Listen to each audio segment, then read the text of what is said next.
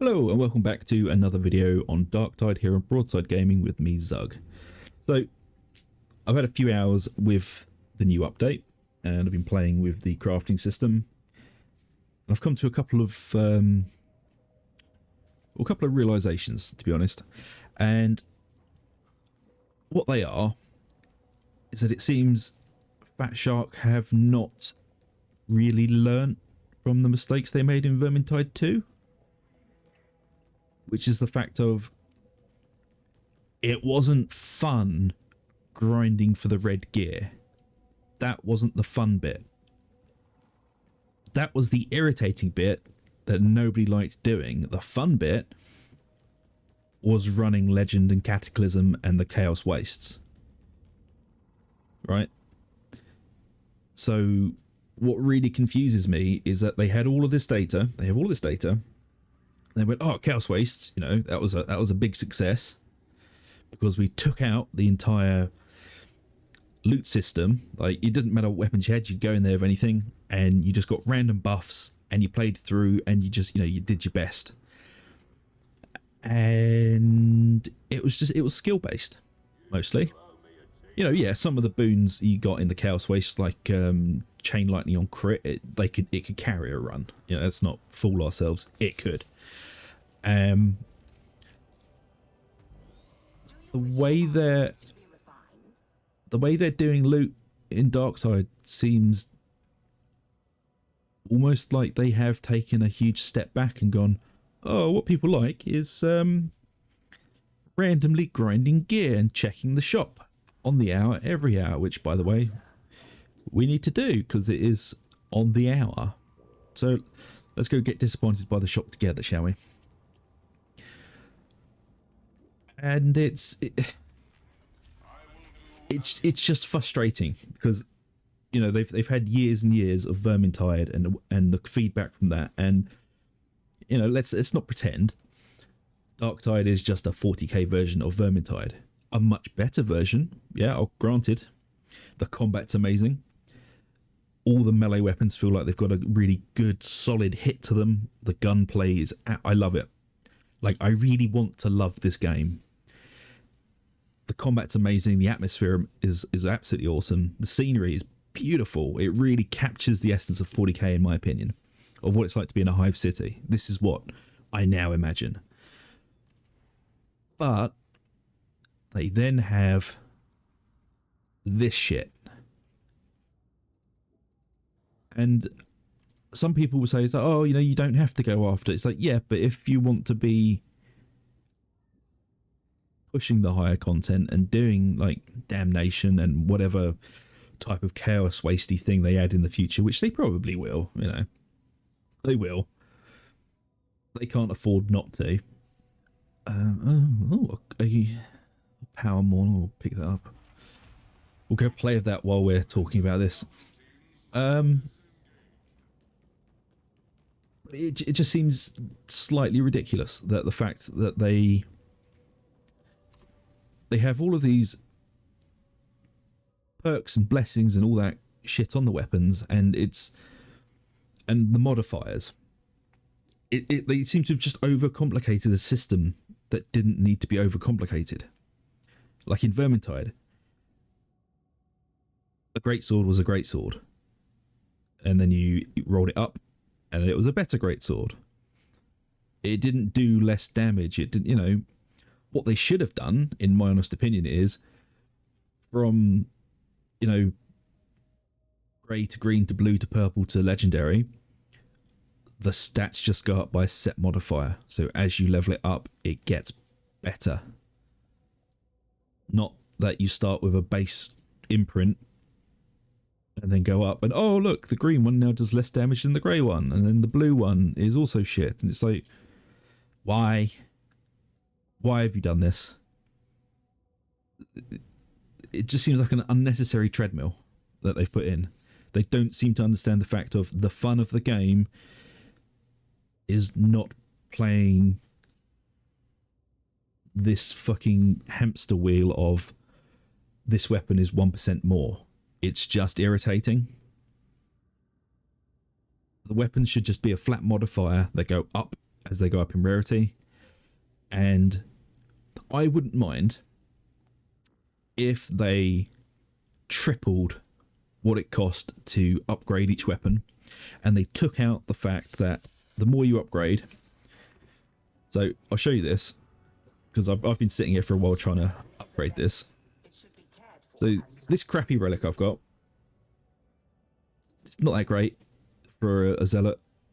I've been trying to roll this to 5% toughness for about half an hour, and it just won't happen. And I was sitting there thinking, why am I trying to get this to 5% toughness other than my lizard brain is saying 5 is better than 4?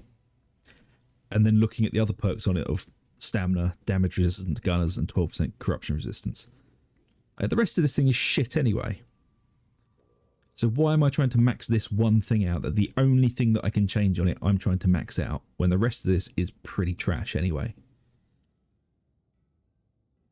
If they're going to put in a system like this where you can modify items, either let us modify the entire thing or don't let us modify it. This arbitrary, you may modify one thing and one thing only, it just seems really stupid to me. I know, like, you can re-bless, like the blessings you can change, so I could change this to like another wound or more toughness in the future. Yeah, that'd be great, because like I'm collecting stuff here with stuff on it that I might want to bless or re-bless later when they eventually put it in. But again, why am I only allowed to change one perk when in Vermintide 2 you could change everything? It's like, okay, maybe don't let me change each perk individually. If I have to re-roll the perks, make me re-roll all of them. There you go. That's annoying, but also keeping in the Vermintide 2 spirit of every time you re-rolled it, it re-rolled both of them, and you had to get lucky to get that, you know, combo that you wanted, which is, I don't know, crit and attack speed, or attack speed and block cost. I don't understand the thinking behind this. Okay? I don't understand why they thought this would be fun or a good idea. And what scares me even more is the blog post that they put out saying that their original crafting system was way worse than this. Oh, it was terrible. It was so terrible, we're not even allowed to look at it. And then they give us this. So what the fuck was the other crafting system like? Like, I'm really interested to know how bad the other crafting system had to be for them to think that this is better. Because at the moment, it's just irritating. It really, really is. And also, I did promise that when I got the maul, we'd go have a little look at it. So we'll stick it on Heresy. But yeah, it's just a very confusing decision that they've made. And as I said, I don't want to shit on the game. I've been looking forward to Darktide for 2 years. And in every other aspect, apart from the crashing, it's a really good game. It's really fun. I like all of the classes. They work really well. I even like the Psyker. And if you've watched any of the videos on this channel, you will know how much I hated Sienna. I fucking hated Sienna as a character. But the Psyker is really fun. You get some really interesting weapons. And it's quite nice to just be hiding in the back, popping the heads of dangerous elites for your teammates while they're fighting on. You know, it's an interesting playstyle. And I just feel like they've gotten it really right.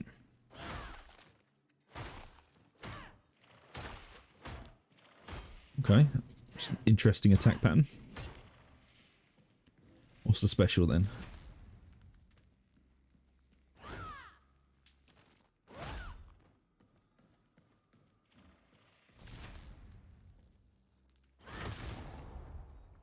Fair.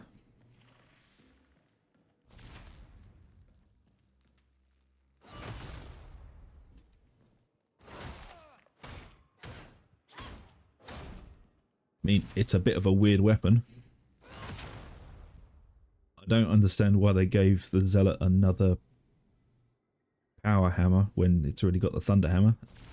Kind of feels like it should have gone to the Ogryn, but okay.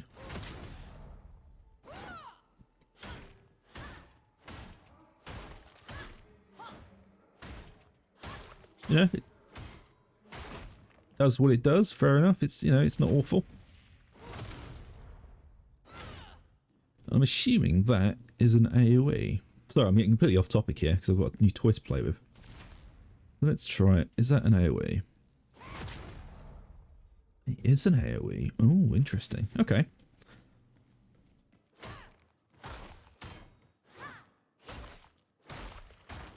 But it's more targeted than the Thunderhammer seems to be. Let's have a quick look in the crowd control, defense, penetration, damage, power output. Okay. Interesting. I have to play with it a bit more, but you know, I do feel that should have gone to the Ogryn, to be honest. The Ogryn needs a two-handed weapon. I think that's something we can all agree on. But yeah, I mean, but the whole point of this video is I don't understand the design choices for this crafting system. It just seems arbitrary and annoying for the sake of being arbitrary and annoying. I don't see at all how this adds anything to the game, or the fun of the game, or the willingness to play more, to get more crafting materials, to change stuff. Because to be honest, all this has done has annoyed me. And a very minor fact as well is we can destroy weapons for money, to go to the shop to buy shit weapons that we're not going to use and end up destroying anyway for more money. Why can't we crush the weapons and turn them into crafting materials? Why not? We've got a crafting system. Why can't we turn weapons into crafting materials like we could in the last game? Let's not even pretend that this is a brand new IP from Vermintide, because it's literally Vermintide 3 in 40k. I'm not mad about that. I'm not mad. As I said, I love the game. It's a really good game. I'm really enjoying it. They're just making some very confusing decisions. And people are not going to be happy about it. I mean, I put in thousands of hours on Vermintide 2, and the amount of content I put out for Vermintide 2 and the guides, and they seem to just be careering from one fuck up to the next. It really does feel like this game needed another month or two of development and beta testing before it went live. I feel like somebody forced them to push this out, and now they're in a cock-up cascade. Because all of these decisions feel rushed and ill thought through. Yeah, so this video is basically me trying to figure out the crafting system and why it exists in its current format, and the answer I've come to is I don't know. I don't know why it exists like this. It shouldn't. To be honest, it shouldn't exist like this. But anyway, I'm going to shut up about it because I'm just arguing the same point over and over, and it's annoying me. And I'm going to get back to making actual guides. So we're going to test out this power mall, and I'm going to see if I can work something out for it. So that'll be the next video, hopefully. So until then, I hope you have enjoyed my turret raid. If you have, like, subscribe, hit the little bell for notifications. I shall see you all for the next one. So until then, see you later.